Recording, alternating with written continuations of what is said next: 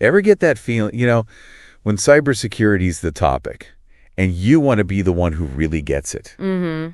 Not just nodding along yet. You want to go deeper than just the headlines. We're going deep today. All right. We're strapping on the scuba gear and diving into a cert that just commands respect in the cybersecurity world. Absolutely. The Offensive Security Certified Professional. Yep, Carl. The OSCP. The OSCP. It's more than just a cert, though, right? Really, it's proof you can actually do the things that keep systems secure, or in this case, ethically break into them. Right, exactly. So whether you're thinking about a career in cybersecurity, want to see what offensive security really looks like, or just fascinated by the whole ethical hacking thing, this deep dive is going to give you a real feel for what it takes to earn this challenging credential. Absolutely. And it's kind of like getting the Cliff's Notes to this whole hands-on area of cyber defense. Exactly. We've got a detailed look at the OSCP, the structure, the prep, and all the core concepts it tests. And our mission today is to pull out the most important stuff, the compelling parts, so you can really get why the OSCP is so highly regarded in the cybersecurity community. Yeah.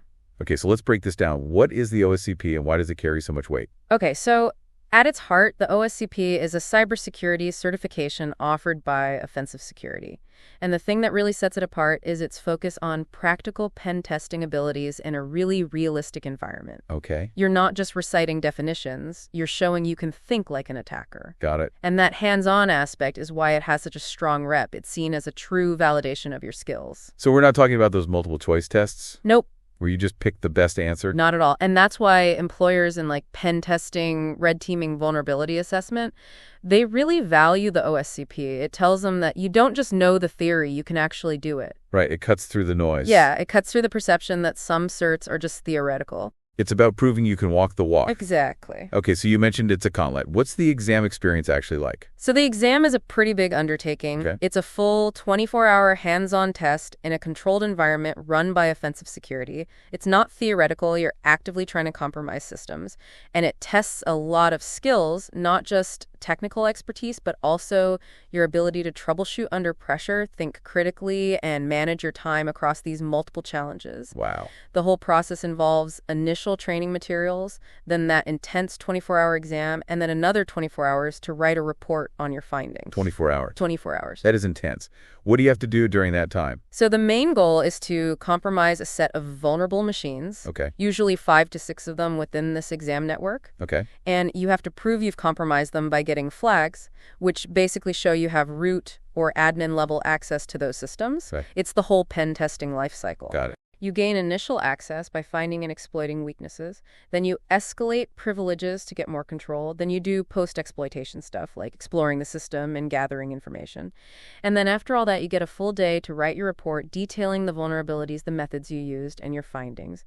Your score depends on how many flags you capture, and you need 70% to pass. So it's not enough to just break in. You have to explain exactly how you did it. Exactly. You got to document it all. Adds a whole other layer of difficulty. It does. So what kind of challenges do these vulnerable machines throw at you? Well, the environment is made to look like a real-world corporate network. Okay. So you'll see a mix of operating systems, Linux, Windows, and all kinds of services and applications, each with their own potential flaws. Makes sense. And the difficulty can really vary. Some machines have obvious vulnerabilities. You can exploit those pretty quickly, but others need more advanced techniques and a lot of persistence. So you got to be ready to switch up your approach. Definitely. You got to be adaptable and think outside the box based on the target. So clearly you need a strong foundation of knowledge before you even attempt this. What are some of the key concepts someone should understand? Yeah, prep is key. You need to really get ethical hacking principles, the idea of finding and exploiting vulnerabilities, but doing it ethically, with authorization and responsible disclosure. Right. And then there's the penetration testing methodology. It's a roadmap for the whole process. Yep. Starts with recon gathering info about your target. Then scanning and enumeration, using tools to find weaknesses. Then exploitation, actually using those weaknesses to gain access. Then post-exploitation, escalating privileges, maintaining access. And finally, reporting, documenting everything. Okay, so that's the overall strategy. What about the tools and technical skills? What's essential there? Networking is crucial. You got to understand TCP/IP, DNS, HTTP, how it all works. Okay. You need to know Linux and Windows inside and out because you'll see both.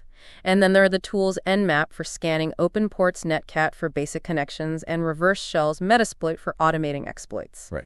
Burp Suite for web apps, John the Ripper for cracking passwords, and tools like LinPeas and WinPeas to help automate privilege escalation. Wow, that's a lot. It is, but knowing the tools isn't enough. You need to know how and why to use them effectively in different situations. So it's like having a screwdriver, but knowing what type of screw it's for. Exactly. Okay, so reading a manual on these tools isn't going to cut it. You need to actually use them. You got it. Hands-on practice is the most important part of OSCP prep. Okay. Platforms like Hack the Box, Try Hack Me, VulnHub, they give you intentionally vulnerable systems so you can practice legally and safely. And then there's the official offensive security training PWK penetration testing with Kali Linux. It's a really comprehensive curriculum with a lab environment full of vulnerable machines. And finally, taking practice exams is so valuable. It simulates the pressure of the real thing, helps you find your weak spots, and gets you used to the format. So it's a huge commitment of time and effort. The prep, the exam itself, it can't just be about technical skills though, right? What about the mental side of it? You're right, the mental game is huge. The exam's designed to be long, challenging, and mentally draining. It's 24 hours of problem solving with very few breaks. Wow. So mental and physical prep is key. Okay. You need good time management, know when to move on from a problem if you're stuck. Staying calm under pressure is crucial too. The exam can be stressful, but you need a clear head to troubleshoot effectively. And this might sound surprising, but rest is essential. Before the exam. Before, yeah.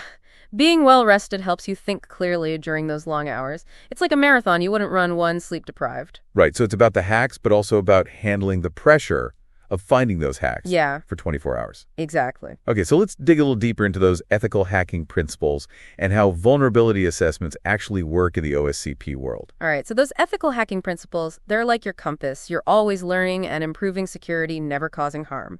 And vulnerability assessment techniques are your starting point. They help you understand the security of a target. It starts with probing the system. Scanning for open ports with Nmap is like checking which doors and windows are unlocked. Makes sense. Open ports means services are running that could be listening for connections. Okay. Then you might use vulnerability scanners like OpenVS or Nessus to find known weaknesses. It's like having a database of security flaws and seeing if any match what you found. Right. But the OSCP really stresses manual enumeration. Okay. That's carefully gathering info about how those services are configured and how they behave. It can reveal vulnerabilities that scanners might miss because you're going deeper. So what you found those weaknesses, that's where exploitation comes in, right? What does that look like during the exam? You got it. Exploitation is using those vulnerabilities to get into the system. Okay. The classic example is a buffer overflow exploit. Imagine a program that expects a certain amount of input, like a name field with a limit on characters. A buffer overflow happens when you give it more data than it can handle, forcing it to overwrite other memory. And if you do it right, you can inject your own code and take control of the system. Wow. Then in web applications, you might see SQL injection. Yeah. Say a web app gets data from a database based on what the user types in SQL injection lets you mess with those database queries. You can potentially access sensitive info or even run commands on the server. Okay. Another common one is cross-site scripting or XSS, where you inject malicious scripts into a website. When other users visit that site, the script runs and you can potentially steal their cookies or do other stuff. That's scary. It can. And then there's privilege escalation. Okay. Once you're in the system with low-level access, you need to level up to root or administrator. Right. You might exploit vulnerabilities in the OS kernel, misconfigured services, or even weak file permissions. So you've exploited a vulnerability, escalated privileges. What's next? What's post-exploitation like in the OSCP? That's where you really show what an attacker might do. You might do data exfiltration, find and extract sensitive data that's valuable to attackers. Okay. You think about persistence. How do you stay in control even if the system reboots or gets patched? You might set up backdoors or create new user accounts. Wow. And in a real attack, you wouldn't stop there. You'd do lateral movement, use that compromise system to attack other systems on the network. All of this is crucial for showing you understand how attackers think and for documenting the impact of those vulnerabilities in your report. This has been a fantastic deep dive into the OSCP. It's clearly a tough challenge, but it also seems incredibly valuable as proof of your cybersecurity skills. It is. So as we wrap up, what are the key takeaways? I think the main takeaway is that the OSCP is so highly regarded because it proves your real-world pen testing skills through that intense 24-hour exam. It's not just about knowing theory, it's about being able to do it. You need a strong grasp of networking, operating systems, and hands-on experience with the tools. Plus, you need mental toughness, time management, and the ability to stay calm under pressure. Earning the OSCP means you've shown you can find and exploit vulnerabilities methodically, ethically, and with real impact. And for you listening, we hope this deep dive has given you a much clearer understanding of what the OSCP is all about, the challenges involved, and why it's so valuable. It's more than just a line on your resume. It shows you have real practical skills in a field that's just becoming more and more important. Yeah, and it makes you think, doesn't it? The fact that this challenging practical certification exists. What does that say about how crucial hands-on skills are in cybersecurity? And could this model of rigorous real-world testing be used in other fields where proving your expertise matters? What other questions does this raise for you about ethical hacking and cybersecurity careers? Great questions to ponder. Yeah, food for thought. Until next time, stay curious and keep diving deep.